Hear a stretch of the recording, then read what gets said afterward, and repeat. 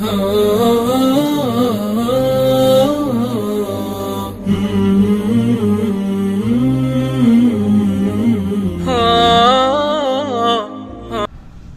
حدیث میں کچھ اور الفاظ بھی ہیں جن میں ہے وَحَسِّنُوا أَمْوَالَكُمْ بِالزَّكَاةِ، اپنے مالوں کو زکوٰۃ دے کے محفوظ کر لو، 2.5% نکالو گے، باقی کے 97% محفوظ ہو جائیں گے۔ لیکن بعض روایات میں کلام کیا گیا ہے، البتہ حسن درجے کی، صحیح درجے کی، قابل اعتماد درجے کی حدیث صحیح ترغیب و ترہیب میں اور صحیح الجامع الصغیر میں علامہ محمد ناصر الدین البانی رحمۃ اللہ علیہ نے اس حصے کو جس میں ہے داووا مرضاکم بالصدقہ، اپنے مریضوں کا علاج کرو، اپنے مریضوں کی دعا کرو صدقہ کے ذریعے، اللہ کی راہ میں صدقہ دو، اللہ سے دعا مانگو یا اللہ ہمارا مریض تندرست ہو جائے، اللہ کرے گا وہ تندرست ہو جائے گا۔ یہ ہے مریض کی بیماری کو زائل کرنے کا صحیح طریقہ، اور ہمارے یہاں طریقہ تھوڑا اور ہے۔ ہمیں عادت ہے کہ چیزوں کو آگے سے اٹھا کے پیچھے لے جانے کی، پیچھے سے اٹھا کے آگے لے آنے کی۔ ہم کہیں گے یا اللہ اگر میرا یہ مریض صحیح ہو گیا تو 100 ریال تیری راہ، یہ صدقہ ہوگا؟ یہ صدقہ نہیں ہے، یہ تو شرط لگا دی آپ نے اللہ سے، اللہ کی اپنی مرضی ہے، وہ مریض تو تندرست ہوگا ہی، لیکن تندرست ہونے کے بعد آپ کو 100 ریال دینا ہوگا۔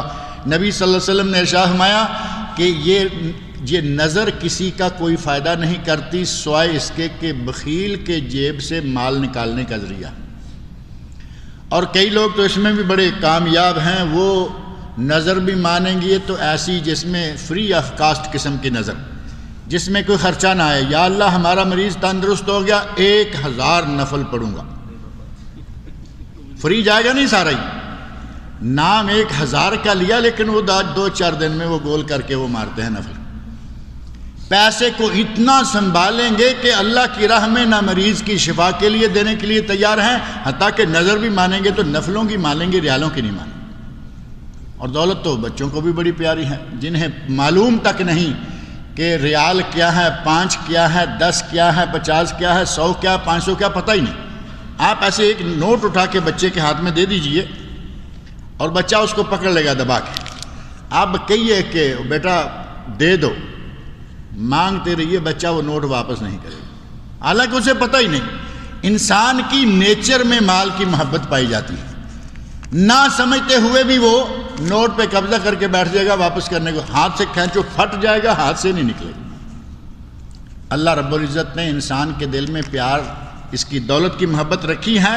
دولت کو، اولاد کو اللہ نے دنیا کی زینت بھی قرار دیا اور فتنہ بھی قرار دیا، یہ آزمائش بھی ہے۔ اس آزمائش سے نکلنے کا بہترین طریقہ یہی ہے کہ جہاں جہاں ضرورت ہو وہاں وہاں خرچ کرتے رہیں۔ یہ نہ سوچیں کہ میں نے پچھلے سال زکوٰۃ نکالی تھی اور اس زکوٰۃ سے بچا ہوا پیسہ کوئی باقی ہے یا نہیں ہے، وہی میں وہاں دینا ہے۔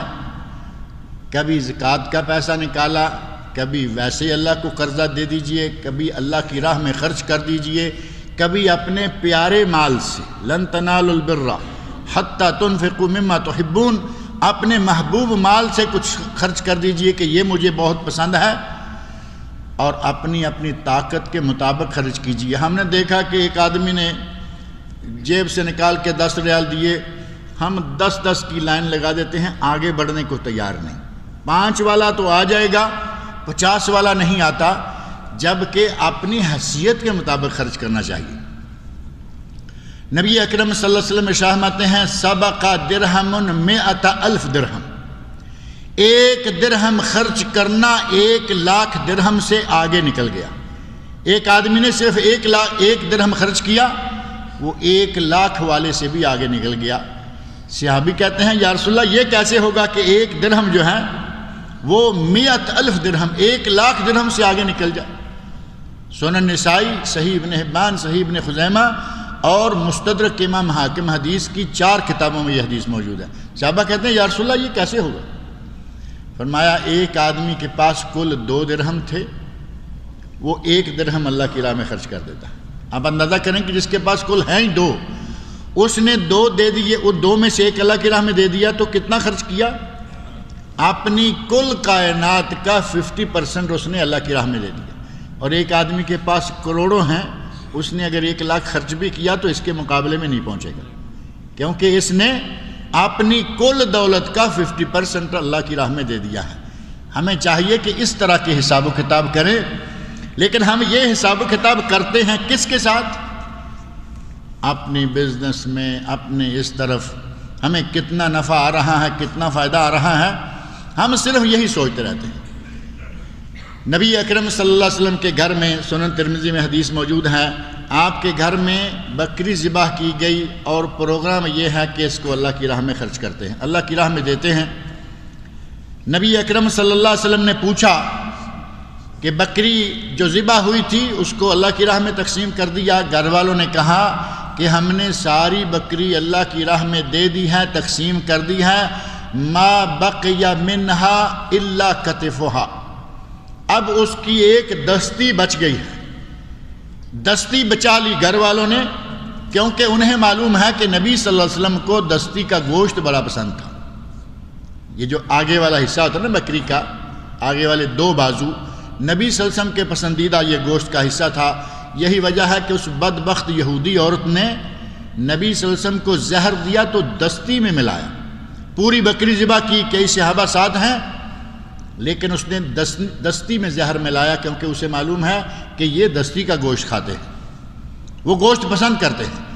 نبی صلی اللہ علیہ وسلم نے جب پوچھا تو گھر والوں نے بتایا ما بقی منہا الا کتفا، اس کا صرف دستی کا گوشت بچ گیا ہے، باقی سارا بٹ گیا ہے۔ تو نبی اکرم صلی اللہ علیہ وسلم فرمایا بقیا کلہا غیر کتفہا، ساری بکری بچ گئی سوائے دستی کے۔ سمجھ میں آ رہی بات یا نہیں؟ ساری بکری اللہ کی راہ میں چلی گئی، وہ بچ گئی، ہمارے نامہ اعمال میں آخرت میں ہمارے لیے کام آئے گی۔ فرمایا ساری بکری بچ گئی سوائے دستی کے، دستی نہیں بچی کیونکہ وہ ہم کھا جائیں گے، وہ اللہ کی راہ میں محفوظ نہیں ہوگی۔ نبی اکرم صلی اللہ علیہ وسلم نے ہماری دولت کو کس انداز سے لیا کہ جو اللہ کی راہ میں دے دیں وہ بچ گیا، جو ہم کھا جائیں، کپڑے میں استعمال کر لیں، ادھر ادھر لے جائیں، وہ بچا نہیں بلکہ گیا۔ ہمیں چاہیے کہ اپنے مال سے جتنا بھی ہو سکے کچھ نہ کچھ قربانی کرتے رہیں۔ ضرورت ہے آج مسلمانوں کو کہ ان کے لیے اگر کوئی ذاتی طور پر شرکت نہیں کرتا، حالات اسے اجازت نہیں دیتے، کم از کم جیب سے تو شرکت کرے۔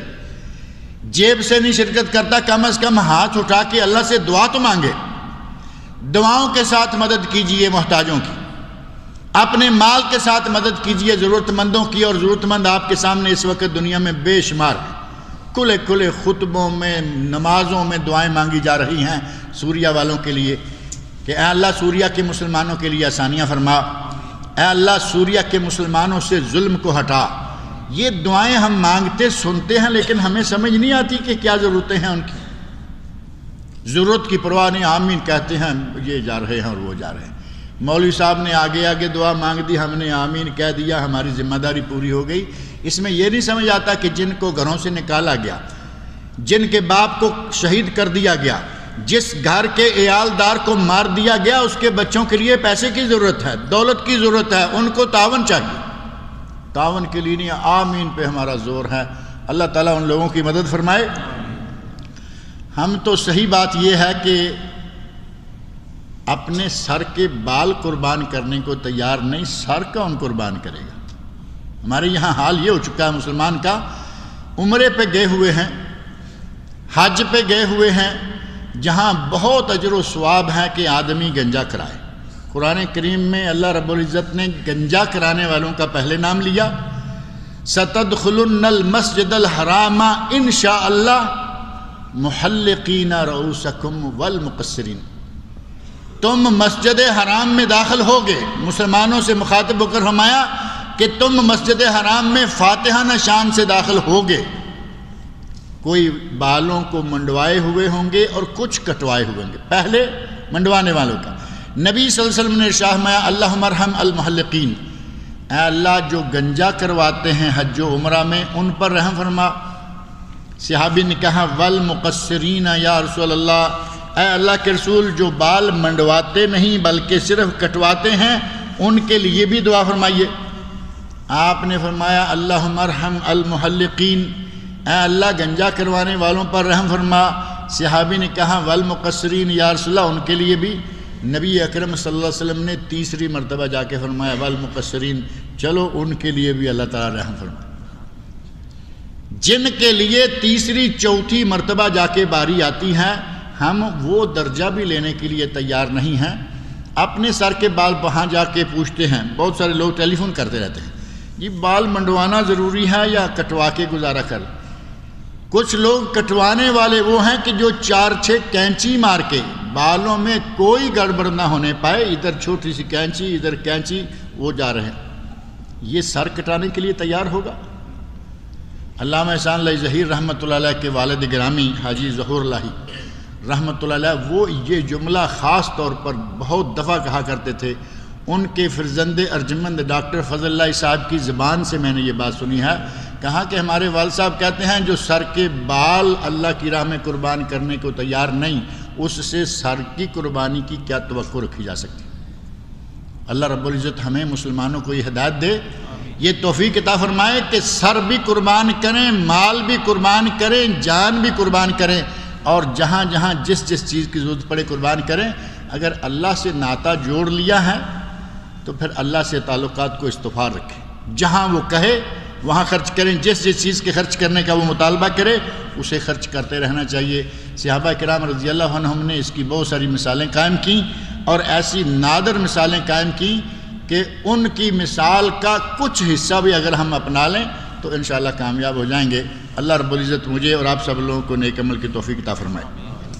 اللہ رب العزت سوریہ کے مسلمانوں کے ساتھ آسانیاں فرمائے۔ اللہ رب العزت وہاں کی ظالم حکومت ان سے ہٹائے اور انہیں صحیح اسلامی حکومت عطا فرمائے۔